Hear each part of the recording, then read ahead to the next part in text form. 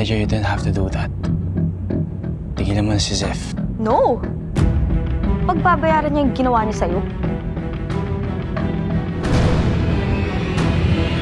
Zeph, hindi tayo magpapatalo Lalaban tayo.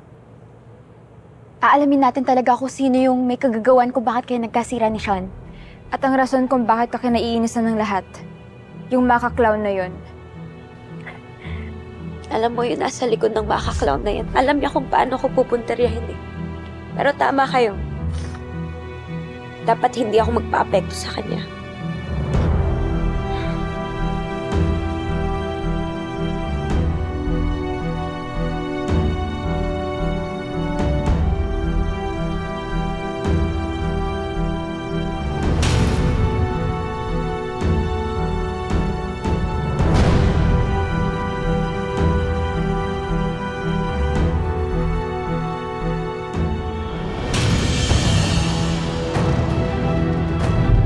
Alamin mo kung kanino to.